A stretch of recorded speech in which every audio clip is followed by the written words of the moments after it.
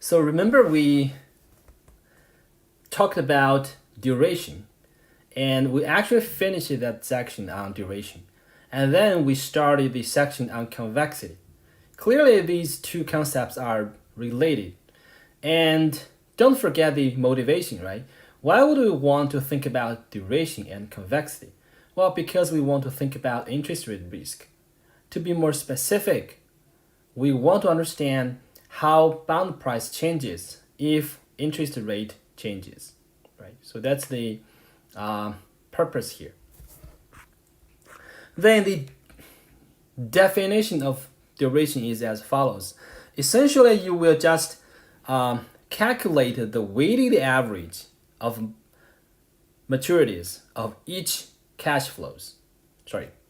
You have to calculate the weighted average of time to maturity for each coupon and the principal payment. And of course, the formula is given in this lecture note. And after calculating duration, we could express, or we could connect the change in bond price to yield change in a very easy to understanding way, right? You can see that this formula is quite easy, right? It's easy for you to understand. You can see that given this modified duration, if bond yield increases by delta y, then the percentage decrease in the bond price is given by minus modified duration times the increase in the yield. And we started this section on convexity. There's no formal definition on convexity. And I said the formal definition is not really required. So the requirement is you should understand convexity on an intuitive level, right? So if the curve looks like the curve in this blue, then it is a convex curve. So it has convexity, right? So convexity is really just a description of shape, right? What's this, or how the curve is actually curved, right? So curved outward or curved inward. In this case, you can see that this kind of curve means it's a convex curve. Now, why do we need convexity? Well, because convexity gives us more accurate understanding on how bond price changes with respect to the yield change, right? So you can see that this formula is basically a more accurate formula here. Okay, that's basically the formula. Now let's talk about actual investment, right? How the investment in bond would be affected by convexity. So we ask, why do investors like convexity? In a nutshell, it's because if a bond has higher convexity, then it will benefit more from rate decrease and suffer less from rate increase. Let's see why this is true. So, okay, let's first look at this picture here. It's easier to understand using pictures, right? So here you can see that we basically have two bonds, bond A and bond B. And you can see that bond A has higher convexity, right? So let me write it down. So A has higher convexity. Now, let's say we consider the following case. Let's say interest rate increases. So let's say interest rate increases by 4%, right? So it increases by 4%. And you can see that bond A's price decreases less compared with bond B, right? So in this case, we're saying that a bond with higher convexity suffers less if interest rate increases. And then you can see that if bond price decreases by 4%. So here you can see that Again, bond price A, bond A's price increases more compared with bond B, right? So basically, you can see that the result is a bond with higher convexity. It will benefit more if interest rate decreases, right? Intuitively, you can see that from the picture that bond A is like on the right hand side of bond B. So no matter whether interest rate increases or decreases, bond A is a better bond compared with bond B. Right? Now we could also look at this from this formula here. So let's say we're thinking about the following case. Yield increases. Now in this case, we can see that delta y is positive, right? So delta y is positive. And we know that this term is always positive. So what's the implication here? Well, you can see that if without complexity, right? We can see that if yield increases, then delta P divided by P is negative, right? So basically you can see that in the case of yield increases, we have a negative number plus a positive number. This implies that convexity makes the left-hand side less negative, right? This basically means that the bond suffers less if rate increases. Now you could also see this for the other case. Let's say yield decreases. Now in this case, if yield decreases, this term would be positive, right? Because delta y is negative. And this is also positive. So you can see that convexity makes the left-hand side more positive, which is equivalent to say bond with higher complexity benefits more from the rate decrease. Right? So you can understand this result both from the formula and from this picture here. Obviously, picture is much more intuitive and easy to understand. So what's the implication on your investment? It basically says that if you're expecting in the future, the interest rate could be volatile, right? So the word here, the word volatile basically means you're expecting there would be large movement in interest rate in the future, but you're not sure about the direction. You don't know whether the rate will actually decrease or it will actually increase. All you know is this large volatility. So in this kind of environment, you can see that a bond with higher convexity is a preferred choice. Okay. Now, let's talk about two kinds of, I would say, more special bonds, which will, I hope, deepen our understanding of convexity. So the first type of bond is a callable bond. Remember what is a callable bond? A callable bond is a bond which can be called at a call price, right? To be more specific, it basically says, let's say if a bond has a call price of $1,100, this implies that the issuer can buy back these bonds before their maturity date at the price of $1,100, right? Now, what's the implication of the call price on a callable bond? It basically means that the market price of the callable bond can never be larger than its call price. So let me write this down. We actually have this. Right? So the bond market price can never rise above the call price. Why this is true? Well, think about this. Let's say we have a call price of 1,000, right?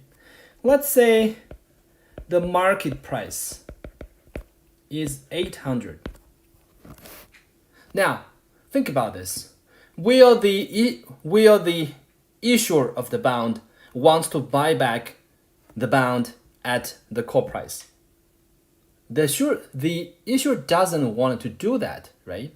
Because if the issuer wants to retire this bond, it has to pay $1,000, the call price, right?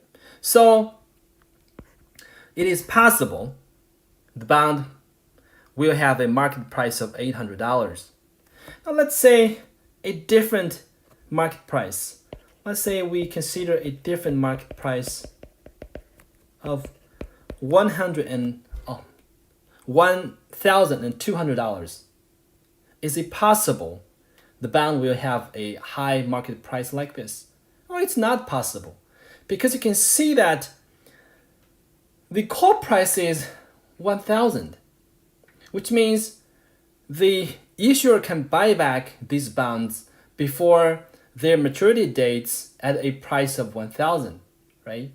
So there's no way the issuer will let the bond price increases to 1,200 without buying it back, right?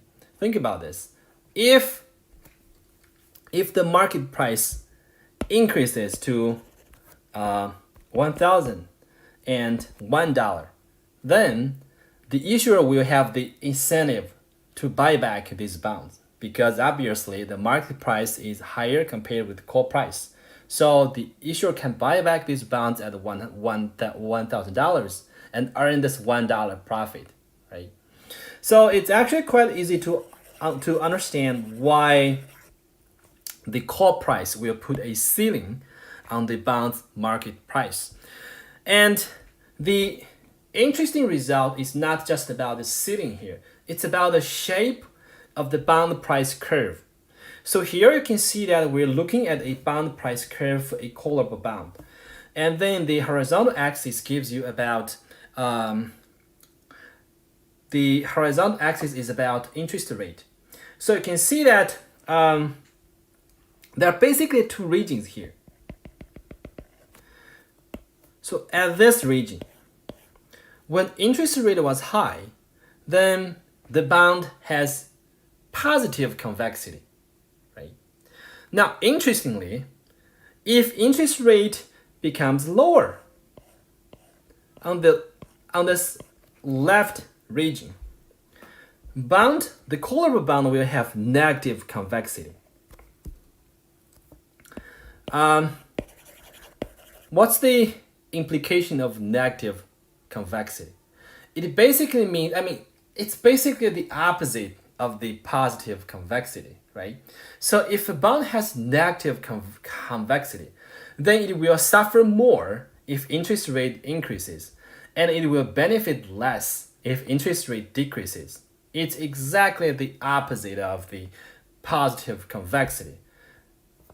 Can you see this from the picture here? Well, it's very easy to see this. Let's say we're at this point. So you can see that if interest rate increases, right, increases about 5%, you can see that the negative convexity makes this curve drops down, right? If you have positive convexity, the curve would look different. It will look like this, right? This is,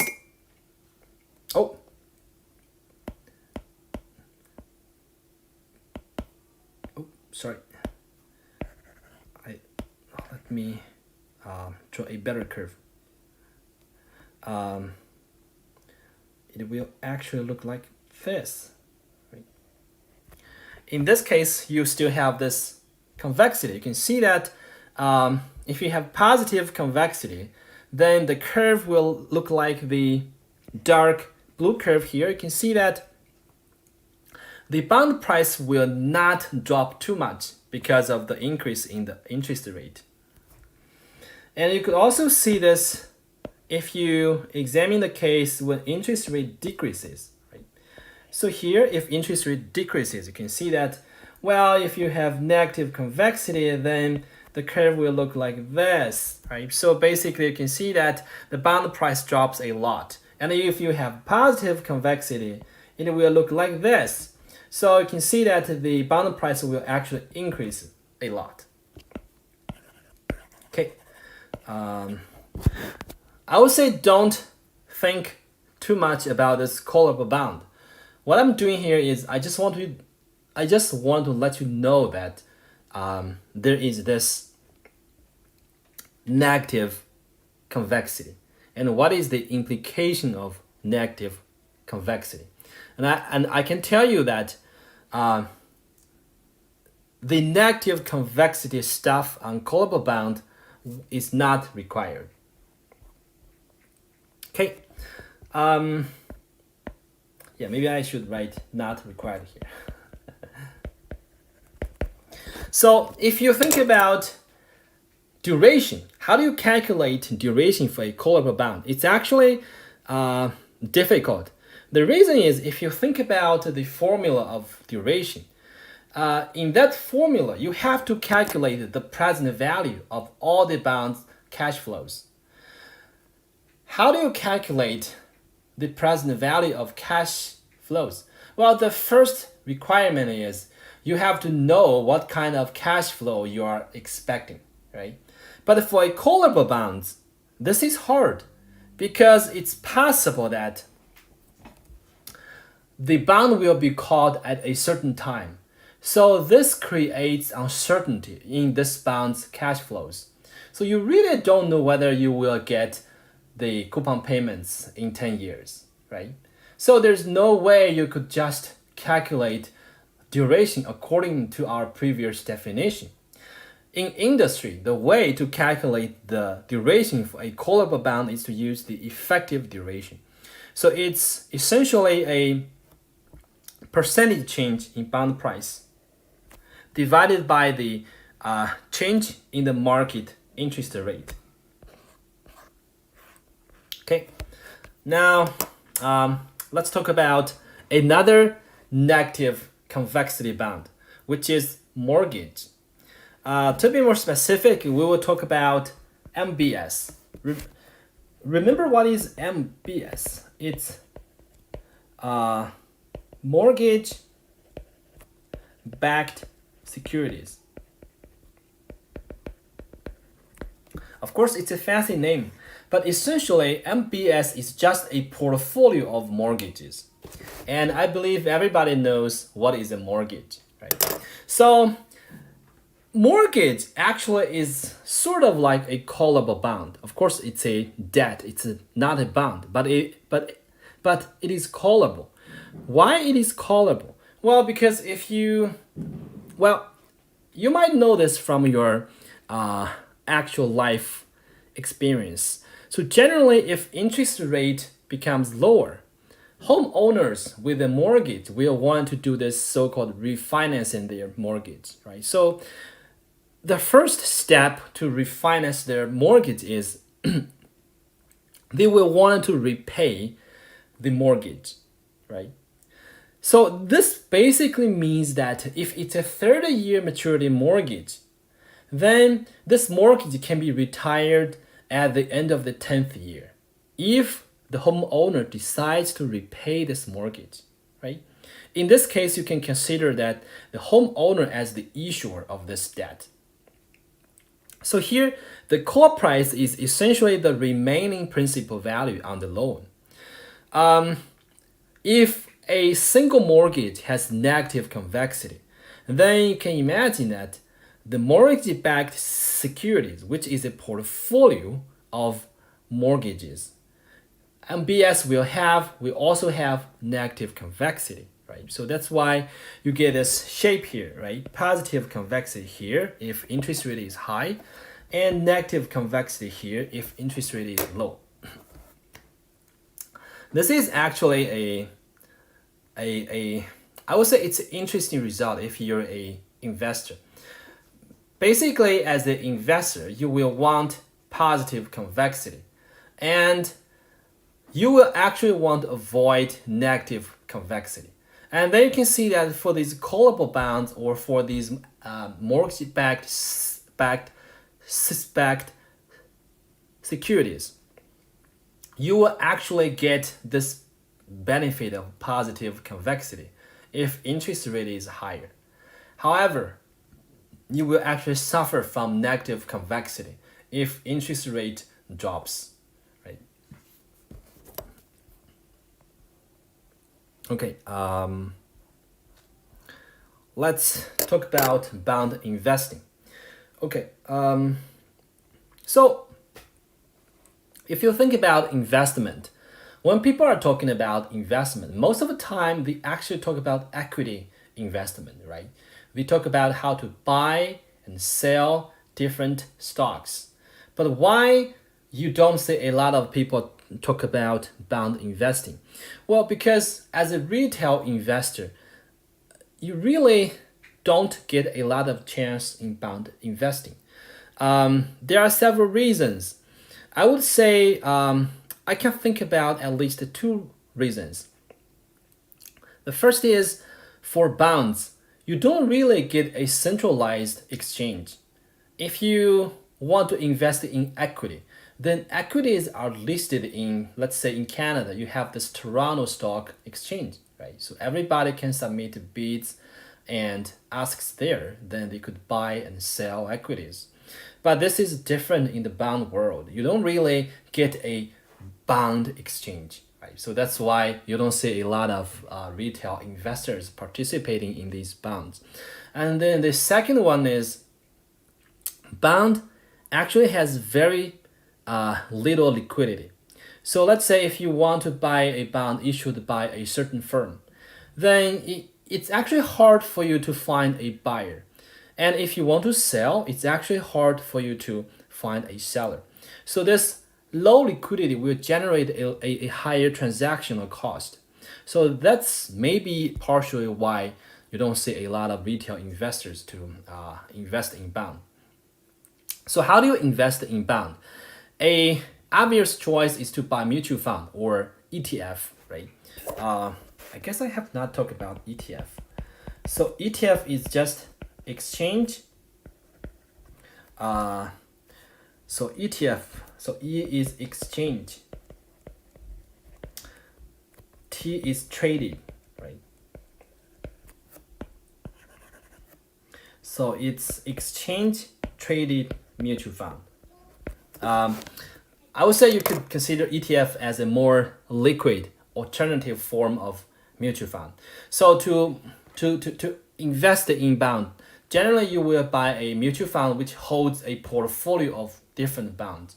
So you can see that if you want to do this, it's actually important for you to understand how fund managers construct their mutual fund, right? And what kind of methodologies they use to select the bonds, right? So let's okay, I think I talked too much, so let's actually start our lecture. We will basically first talk about passive bond investing. In the investment world, there are two kinds of investment, right? The first is passive investment. That is, you will look at a certain index, then you will just buy stocks and bonds in that index. So you don't want to do any analysis, whether this stock is good or bad, whether this bond is good or bad. You will just replicate that index. So this is the world of passive investment. And there is also active investment. In this case, you're not following a certain index. You're just picking individual investments, right? Individual bond, individual equity, and then you want to think which one is undervalued, which one will have higher growth potential. So you will give some justification why you would want to buy these stocks, why would you want to buy these bonds, right? So this is active investing. Okay, so for bond passive strategy, you would just replicate the performance of a given bond index. So what kind of bond index do we have here? You can see that I have listed several bond indexes here. Again, if you look at this DX Universe Bond Index, it's just a large portfolio of a lot of bonds. I'm using the word a lot of because I really don't know how many bonds are included in this index. And bond index is it's more, I mean, they tend to change their name. Say for the US, the Barclay Capital US Aggregate Bond Index is now called Bloomberg Barclay Capital US Aggregate Bond Index. And if you try to Google this DX Universe Bond Index, I think you cannot find it. So this name has been retired. Anyway, if you're a bond investor, you would want to understand what are these bond indexes are about. Okay, so as a fund manager, if you want to replicate a bond index, how do you actually execute your replication here? First, let's talk about let's talk about equity index fund. So let's say you're a fund manager. You want to create a mutual fund which replicates SP 500, right? This is essentially a portfolio of 500 large public firms in the US. How do you do this? Well, it's pretty simple, right? You just buy 500 different stocks, right? As long as this firm is in the index, that's pretty easy, right? But you cannot do the exact same thing if you're a bond fund manager. The reason is because, first, many bonds, they have very low liquidity. So if you have large investable capital, you really don't want to buy into illiquid. So if you have large capital, this liquidity could create some problems for you because it's hard for you to find a buyer when you want to buy, and it's hard for you to find a seller when you want to sell. So basically this implies if you're a bond fund manager, you will just want to pick bonds with more liquidity. That is, you will just want to pick bonds with a lot of buyers and sellers. And the second problem is, we know that bonds have maturities, right? So this basically implies that if a bond reaches its maturity, then it will get retired from this bond index. And if a firm has issued a new bond, then it will get added into this bond index. So basically you can see that the index components are always changing. And as a fund manager, you have to continually rebalance your portfolio to closely track the index. Basically, the second point says you have to rebalance more compared with a equity index. Now, let's see how a fund manager could actually select bond. How could this fund manager actually invest in different bonds? So basically, the bond fund manager will not exactly replicate this bond index. So instead, he will use this sampling or cellular approach. Now, how this works? First, the manager will actually categorize this bond index into different categories by maturity, issuer, coupon rate, credit risk. And then bonds falling within the same category will be considered roughly the same.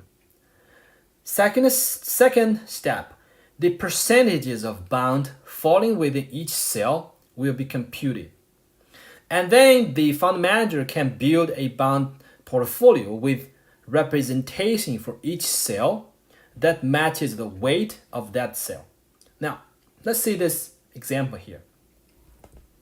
So you can see that in this case, this fund manager is categorized these bonds according to their type, right? Whether it's treasury, agency, mortgage-backed, industrial, finance, utility, or Yankee bond.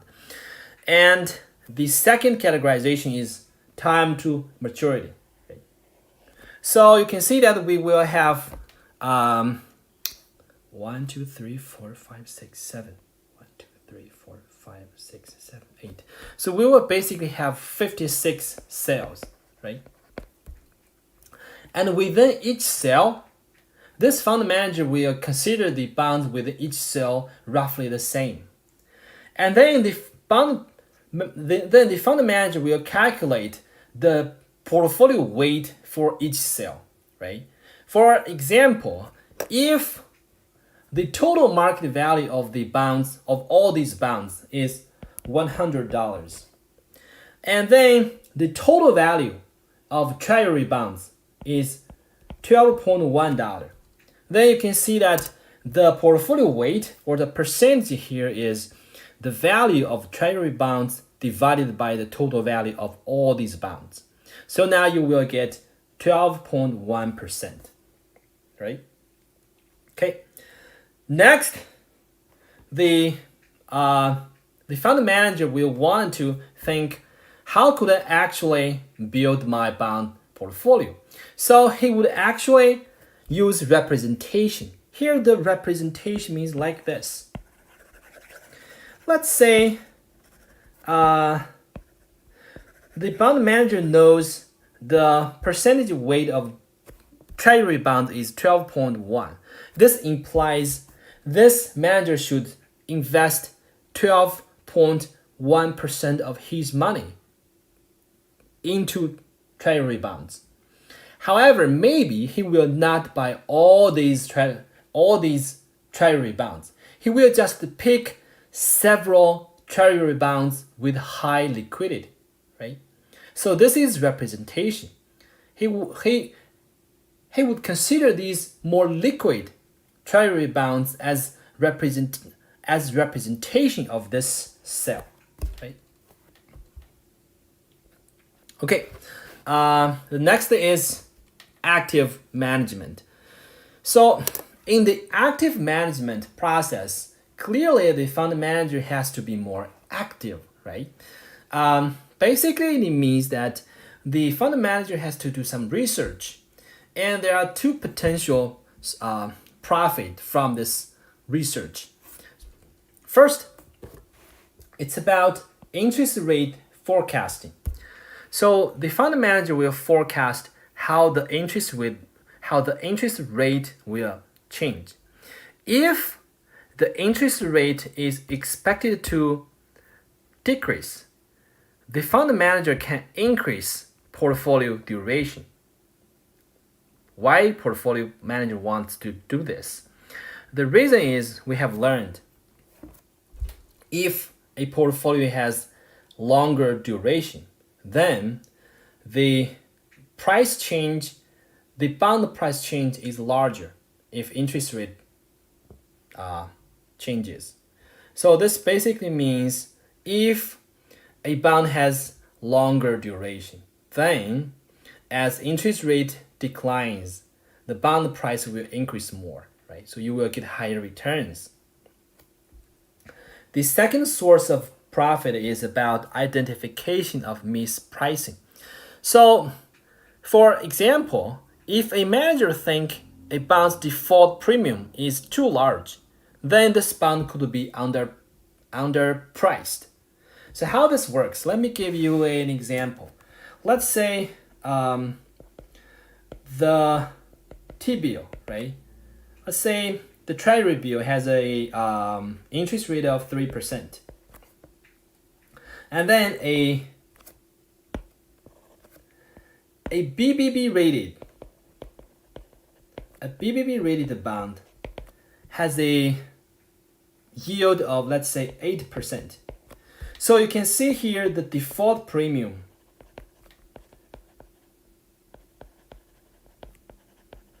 is 5%, right? Let's say you're a smart fund manager and you think that the default premium is too high.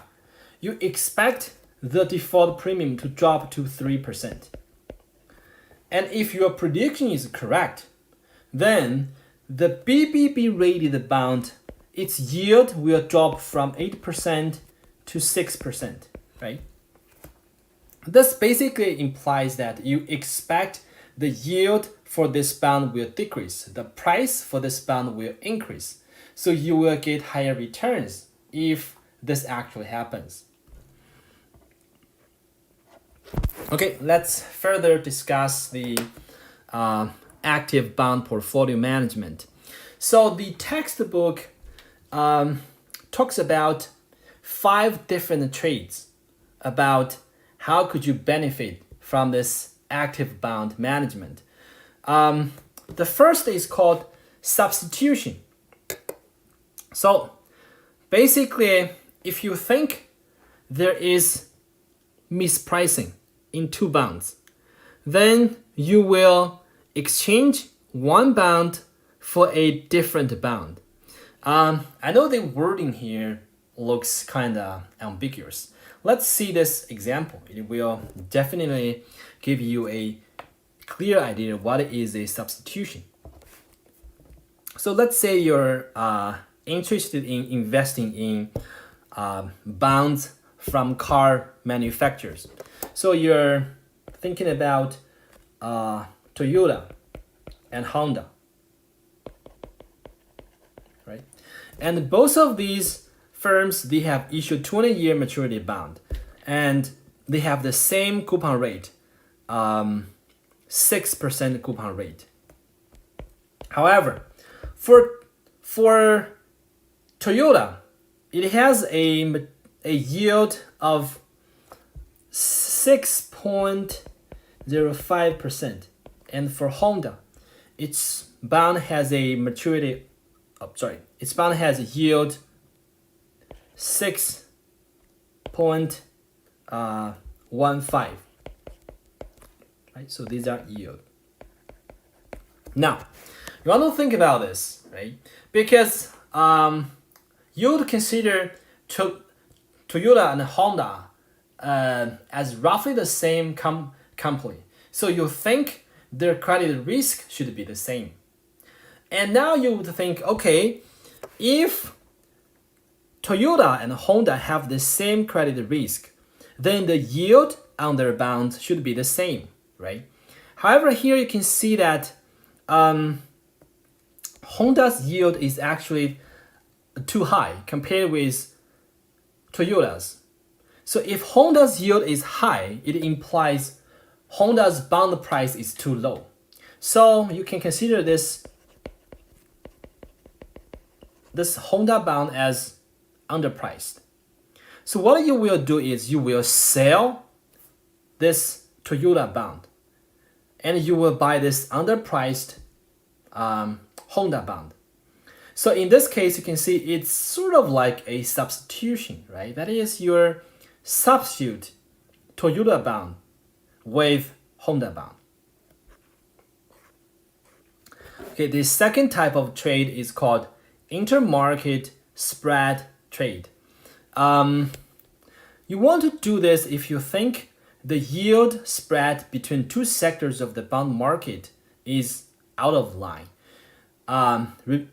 Remember what is yield spread? It's really yield difference. Now, let's say you're thinking about the yield spread of corporate bond, right? So to be more specific, you're looking at this 10-year BAA rated corporate bond, right? And you're looking at the history. Right? So you're looking at the yield spread.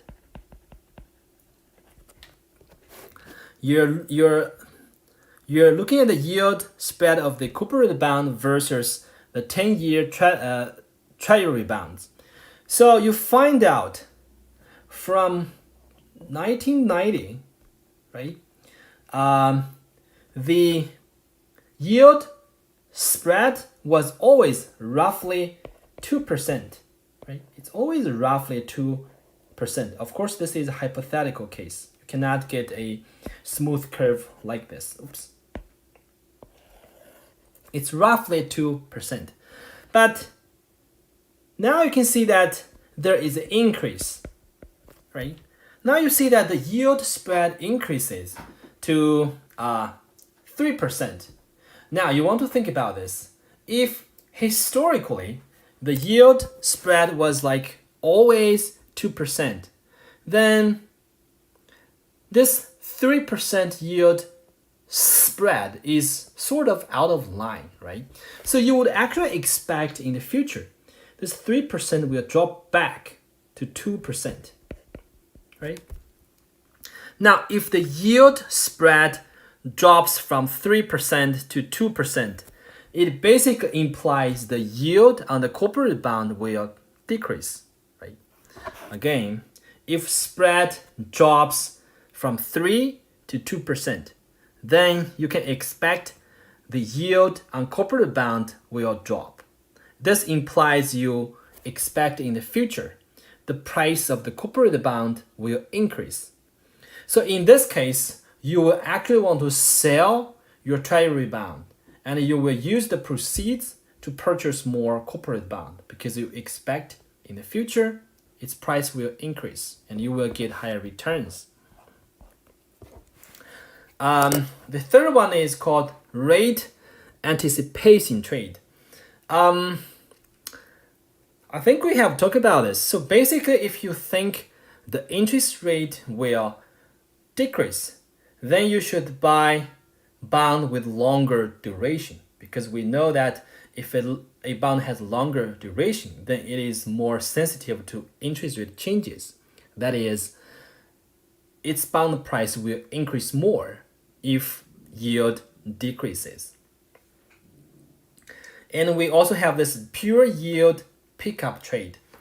In this case, it basically means that if you find out yield curve is upward sloping, then you will want to buy a higher yield bond. So let me explain this because I have not discussed about yield curve. What is a yield curve? A yield curve is a picture about yield and maturity. So if the yield curve is upward sloping, then it means that if you increase your maturity, right, then your yield will increase. So this is the pure yield pickup. That is, if you expect the yield curve to stay upward sloping, then you will actually move into longer maturity bonds to capture this higher yield. The final one is a tax trade. It basically means you want to rebalance into some other bonds to get some tax advantage. I don't know a Canadian example, but I can talk about a US example. Let's say you live in Michigan, right? You live in Michigan. And then you move to Arizona. In this case, let's say you have some municipal bond, right? And in the US, if you have municipal bond, it is tax free as long as you're purchasing the bond from your own state. That is, if you live in Michigan, if you purchase the bond issued by the Michigan government, then it is tax-free. So in this case, you can imagine that if you live in Michigan, you will buy bond or municipal bond issued by the Michigan government. And after moving to Arizona, you will sell your Michigan bond and use that proceeds to buy into the municipal bonds issued by Arizona. Right? So this is a tax trade. Okay, now let's talk about the final topic. The final topic is called immunization. So this is a risk management tool. What kind of risk do you want to manage here? Well, you want to manage interest rate risk. Now, why this is called immunization? Well, because you want to immune from interest rate changes, right? So, this is actually a widely used technique by pension funds, insurance firms, and banks. So let me talk about the general idea about immunization. So you will basically use this so-called duration match technique. That is, you will match the duration of the asset and liability. If you do this, the price risk and the reinvestment risk will just cancel out. So the value of your asset will just match the liability, irrespective how interest rate will change. Clearly, this is just an overview, and we will learn about this from the next page using examples. Okay, now let's look at this example here.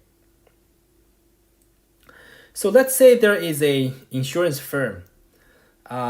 It issues a guaranteed investment contract for $10,000. This is called guaranteed investment contract because you're guaranteed to get back your money and you're guaranteed to get back your interest payment. If the GIC has a 5-year maturity and then the guaranteed interest rate is 8%, the insurance firm promises to pay $10,000 times the compound interest rate. Right? So after 5 years, this insurance firm has to pay $14,693. Of course, this is obviously a liability. Right? So this is the insurance firm's liability. It is liable for this amount in 5 years. Now, how should the insurance firm fund its liability, right? That is, how the insurance firm should pick a certain investment and use the investment proceeds in 5 years to pay its liability. So here, let's say the insurance firm decides to purchase $10,000 of 8% annual coupon bonds. And this coupon bond has a 6-year maturity. Now let's see whether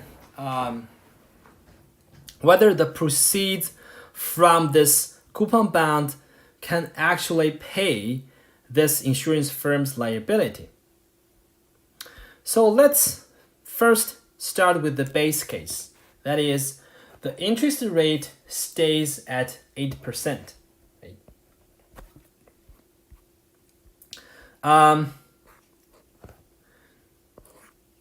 In this case, you can see that now we are looking at the future value.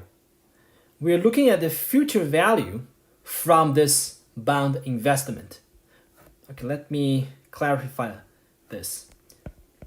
So we have a 5-year bond, right? So this is 1, 2, 3, 4, oh, sorry, 1, 2, 3, 4, 5, 6.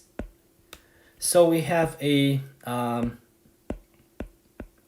6-year bond. And this is just our investment in the bond. And our purpose of this investment is to use the proceeds from the bond to pay our obligation. And we need to pay, or we need to pay this amount in 5 years. So this basically means we have to sell this bond, this coupon bond, at the end of the 5th year, right? So we know that at the end of the 5th year, we have a liability of 14693.28. So if the insurance sells this coupon bond, it will get a selling bond price, right?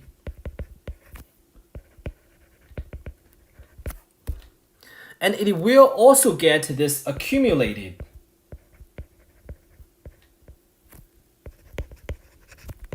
coupon payments. So now the question is whether the accumulated coupon payments and the selling price can actually pay the liability, right? So let's say the base case. If the rate stays at 8%, then you can see that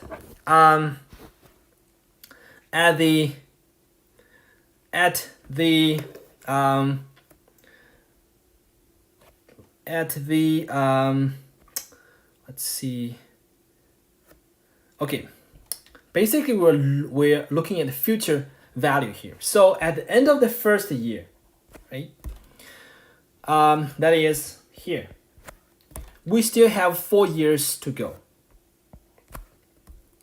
And at the end of the 1st year, you will get your coupon payment, which is $800. Now let's assume you can reinvest this $800 at the same 8% rate, right? So what is the future value of this $800 at the end of the 5th year? So the future value would be 800 times 1.08 and with a exponential of 4, right? So the $800 will become this amount, right? Now, what about, let's do one more. What about the payment at the end of the 2nd year? Well, you will get another $800.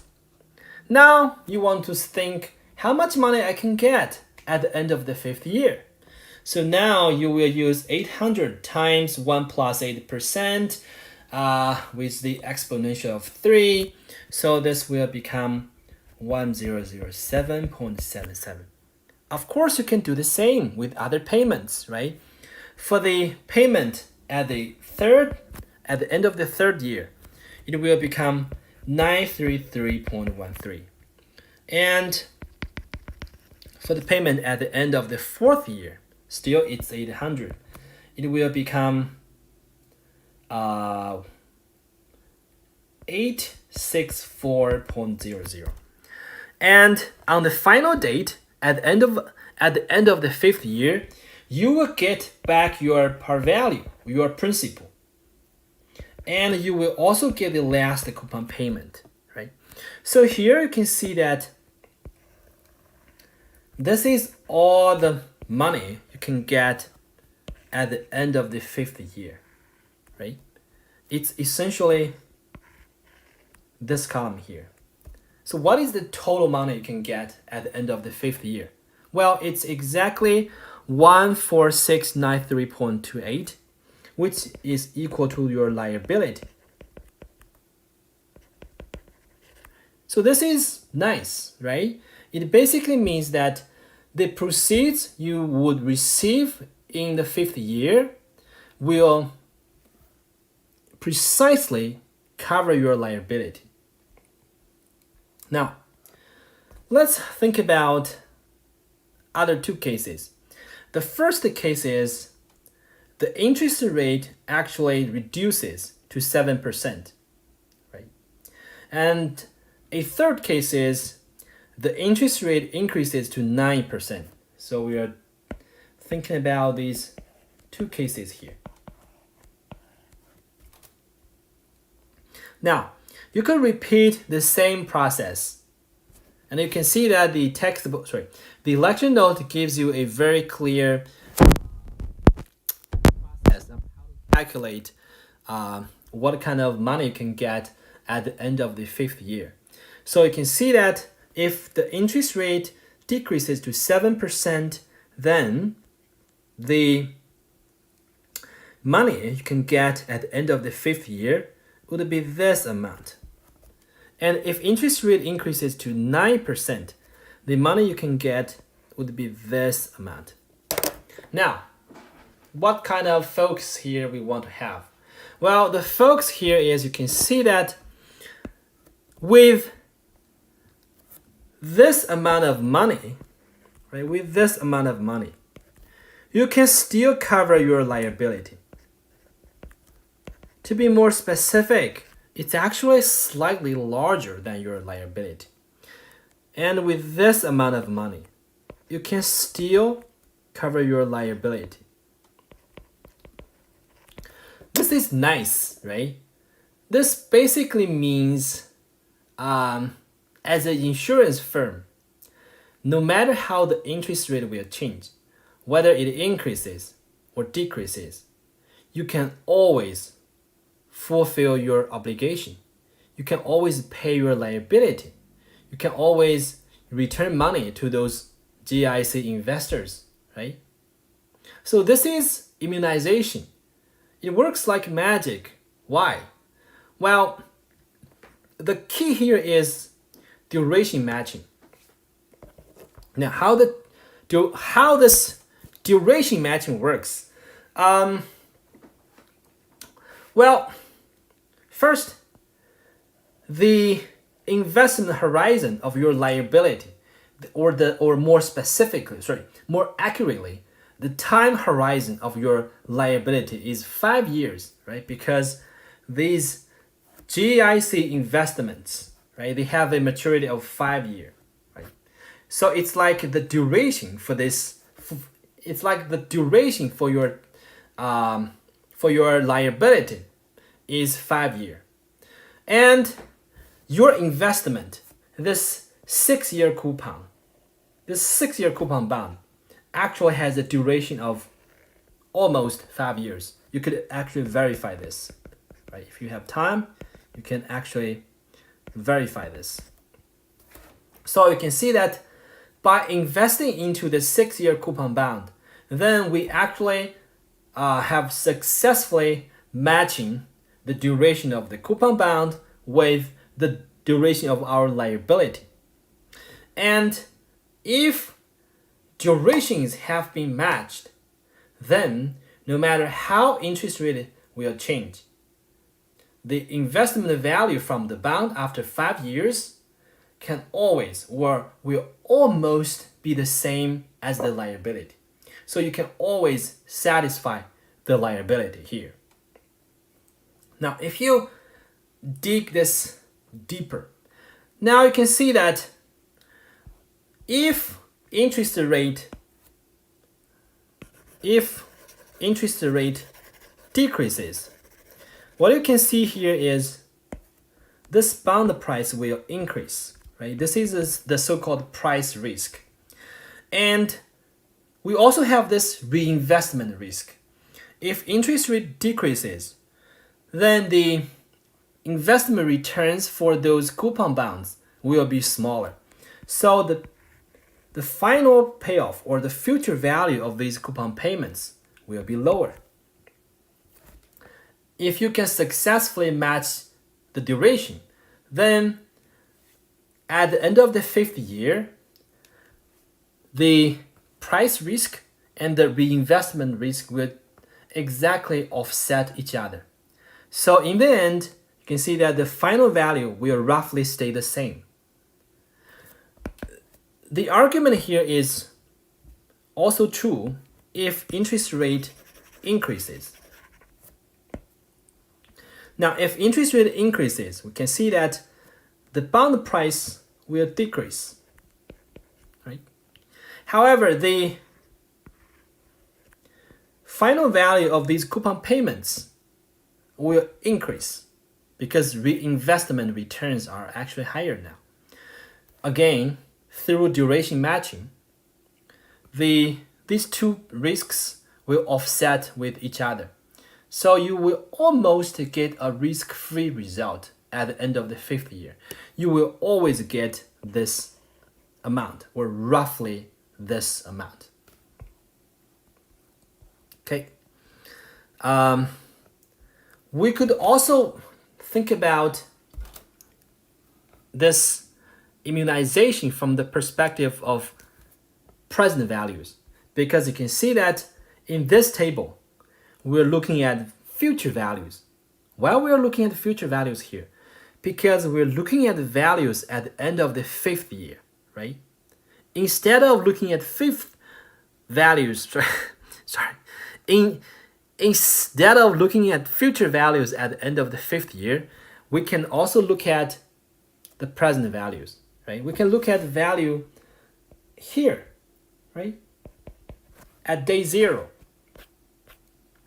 Now, if we look at the present value, we will actually get an interesting result.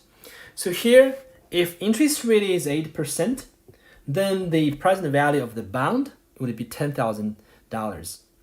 And obligation would be also the same.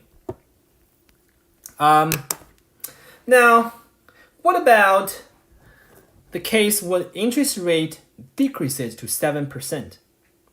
In this case, the bond price will be given by this number. How do you get this number? Well, you just use this bond formula, right? You know the coupon rate is $8 per year.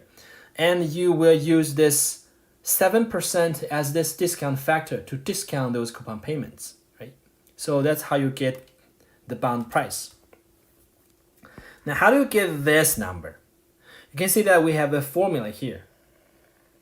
So if interest rate is 7%, the value of this obligation is given by the final date. This final date liability divided by 1 plus 7% with a exponential of 5, right? So this will give you this number. Okay. Calculation aside, you can see that the key here is you can find out the present value of the asset roughly, right? It is roughly equal to the present value of the liability, right? So it's 10,000 versus 10,000. This number versus this number. This number versus this number. That is, no matter how interest rate changes, the present value of the bond roughly the same as the present value of the liabilities. So you can see that still our investment in the bond can cover our liability, right? Of course, this is from the present value perspective. Okay, we could also look at this picture here. Again, we are looking at present value. So you can see that at the price of 8, the coupon bond value and the present value of the liability, they're exactly the same, right? Okay, let me make some notation here. So this is the present value of the coupon bond. And this dashed line gives you the present value of our liability. So you can see that at the interest rate of 8, right, they're exactly the same. And if there is some variation in the interest rate, you can see that in this case, these lines, they are roughly the same, right? So you can see that the dashed line and this blue line, they almost overlap. So you can see that the present value and the coupon bound and the present value of the liability, they almost will track with each other, right? So still, the investment in the bond can cover your liability. Now, what could cause some problem here, right? Well, if the interest movement is too large, then the immunization will become quite imprecise. Let's say if the interest rate increases from 8% to 20%. Now you can see that there is a gap here, right? This gap is fairly large. So in this case, you can see that there is a large difference in the present value of this coupon bound and the present value of this liability. So in this case, it basically means that your immunization is not imprecise. So how do you make it more precise? Well, you have to do some recalculation, right? You have to rebalance your portfolio, make some adjustment, and put this immunization back to normal. And another observation is, you might wonder, why do we see some small differences, right? You can see that if the interest rate is 8%, then the value of the bond and the value of the liability, they're exactly the same, right? However, if interest rate deviates away from 8%, now we will get into some small troubles. You can see that these numbers, they are not exactly matching with each other, right? To be more specific, you can see that the value of the bond is actually a little bit higher compared with the value of the liability. Again, the value of the bond is a little bit higher than the liability. Why do we see this? Well, this is because of convexity, right? Because you can see that the coupon bond is more convex, right? So the coupon bond has higher convexity.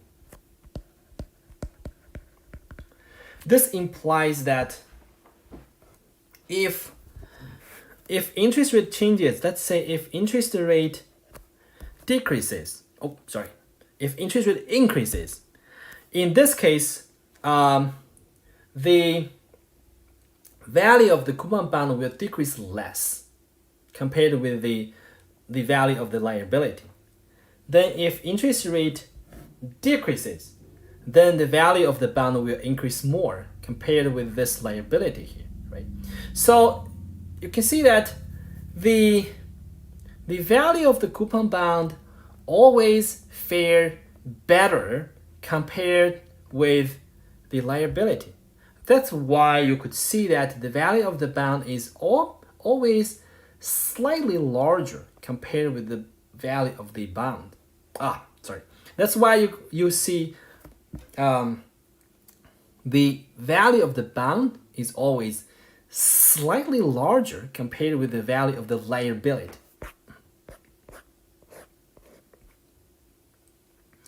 Okay, last point.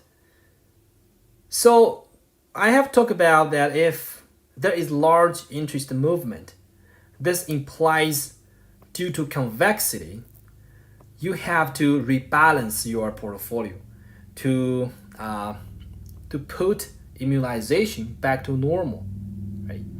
And there are other cases. There are another case you have to rebalance your portfolio. Even if interest rate does not change, durations will change because of the passage of time. This implies that even if your immunization was perfect in the beginning, however, as time passes, the duration of the asset and the duration of the liability could change at different rates. For example, as time passes, maybe the duration of the asset falls faster compared with the duration of the liability. In this case, duration match will become duration unmatched. So you will have to rebalance your portfolio to make duration of the asset and duration of the liability match again. Okay, that's for today's class.